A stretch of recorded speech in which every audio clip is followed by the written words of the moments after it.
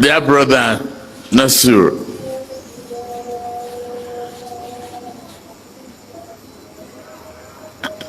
make a promise. We won't let you run away from the country.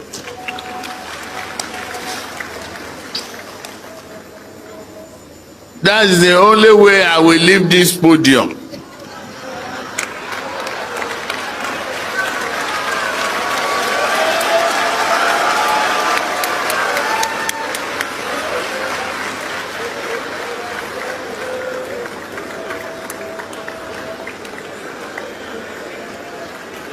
Where is the promise? You make the promise.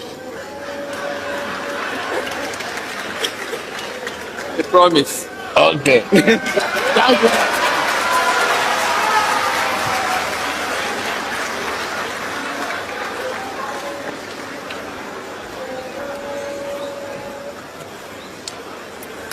I promise, even on a part-time basis.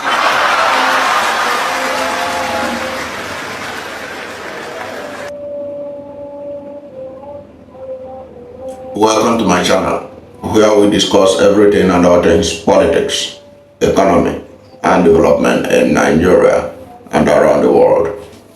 That was presidential candidate Bola Ahmed Tinubu, the presidential candidate of the All Progressive Congress, speaking when he appeared before a conference that was held by Northern Elders Forum that gave opportunity for presidential candidates to talk of what they can do for the country. Remember, candidate Bola Ahmed Tinubu ran away from every debate that would have put him in contest with his fellow contestants and did not appear in any debate that is expected in a democracy.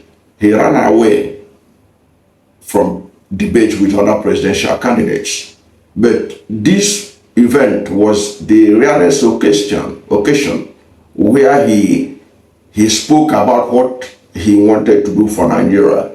And that was on the invitation of the Northern Elders Forum in Kaduna. I remember that Peter Obi appeared here. Atiku Abubakar also appeared here. When Tinubu's turn came, one of the highlights of that event was Tinubu begging Malam Nasiru El-Rufai, who at that time announced that he was going to go ahead to study for his PhD or something of that nature, that he's going to leave the country after his tenure.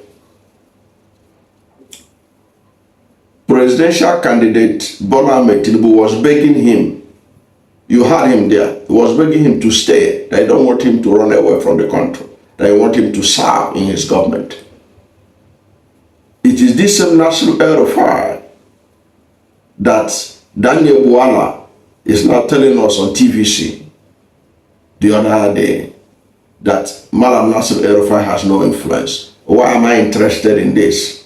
I'm interested in this because it is always good to expose the lies of the presidency of Bola Ahmed Tinubu so that Nigerians will know the truth, even as we prepare about the 2027 election, to know what they represent, that they are not straightforward people, that what they said today will be different from what they will say tomorrow. But you need leaders who stand by their words. That's why people respect Donald Trump today. There is nothing he is doing now in America that he didn't say that he would do it. I'm not a fan of Malam Nasiru El-Rufai. I know the damage that Malam Nasiru El-Rufai did to presidential candidate Peter Obi with the Muslim ticket that they promoted, particularly in the north. I'm also encouraged that Malam Nasiru El-Rufai is now talking with Peter Obi. When I heard Malam Nasiru El-Rufai say that Peter Obi told him that he could no longer recognize the Labour Party he ran under its platform in 2022. I was waiting for Peter Obi to deny that there was anything that things like that didn't take place. Since Peter Obi did not deny it, it means that Peter Obi and Nasiru El-Rufai, they are in contact. You can't take away the fact that Nasiru El-Rufai is influential. The idea that Nasiru El-Rufai has no influence as the APC, as the presidency wants us to believe, is not true. Because if he has no influence, why did you respond to him? Why do you even have to take out time to go to TVC, which is the television station of Bola Ahmed Tinubu, to go there, to go and say that Nasiru El-Rufai is of no influence, that the presidency is not bothered, that he cannot unsettle Tinubu. If he cannot unsettle Tinubu, why do you have to go to television to say it? You would have ignored him. Why do you do that? That he has no influence. I know for sure the role that Nasiru El-Rufai played in ensuring that the presidency goes to South. President Muhammad Buhari had already bought into the gambit of Abdullahi Adamu, the then national chairman, that the presidency should stay in the North, and that they should all support Senate President then, Ahmad Lawal. They didn't even want the presidency to go to South. Malam Nasiru El-Rufai was among the APC governors who stood their ground and insisted that the northern governors must honor the agreement that power should go to the South. Of course, I was not happy with that, in the sense that if he should go to the South, he ought to have gone to Southeast, because they are the ones that deserve it most, given the fact that the Southwest had produced Obasanjo for 8 years, produced Osibanjo for 8 years. It was unfair to the people of Southeast that the president should again go to Southwest. Okay? But because of religious consideration, because that's my own interpretation of it, it was as a result of religious interpretation, religious inclination, that made Malam Nasiru El-Rufai and the other northern governors to back Muslim ticket of Bola Ahmed Tinubu, instead of supporting credible candidates from the Southeast like Dr. Bola of blessed memory and others who are in the APC, who deserve the presidency and who have credibility. Because if you say that president should go to the South, he ought to have gone to Southeast. And the APC had some credible people at that time from the Southeast that could be president, that they could have backed. Dr. Bola of blessed memory. Perhaps it was the way Dr. Bola was betrayed by El-Rufai, Muhammad Buhari and others, that made him to die just shortly after that, that betrayal by Muhammad Buhari and others. Because Dr. Bola is a gentleman. A lot of people encourage him to buy that form, that Buhari and co will support him. Instead, what they did was to insist that the presidency should remain in the South, in the North, while El-Rufai and co, who say he should go to South, was pointed at Muslim ticket as their main reason for supporting it going to the South and going to Bola Ahmed Tinubu.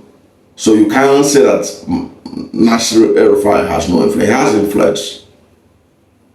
2027 is an opportunity for him to redeem himself in national politics. If he can be among those from the North that will support Peter Obi to become the next president of Nigeria, he would have redeemed himself. But will he do it? But that is a subject for another day. But you cannot say I cannot stand the lies of the presidency when they are claiming that Malam Nasiru El-Rufai cannot unsettle the Tinubu army. He's already unsettling them, because they know his antecedent. They know his antecedent and his capacity for mischief. They know it. And they have used him before. and he can apply it against them. I think that's why they are cheating. So to say that he has no influence and that he cannot even win a Senate seat is laughable. I consider it laughable by Daniel Bwala. The same Daniel Bwala that was making noises about Bola Ahmed Tinubu being a alleged drug baron who forfeited $460,000 proceeds of narcotic. We know all those things. Daniel Bwala was all over the place talking about how corruption challenge, how certificate challenge Bola Ahmed Tinubu was. Daniel Bwala, go to social media, check him out, what he was saying about Bola Ahmed Tinubu, about his certificate, about his the drug issue and all these things, which are all well documented. But today, he is singing the praises of Bola Ahmed Tinubu, thinking that Nigerians have forgotten. And he is now believing himself that he is more influential than Malam Nasiru El-Rufai.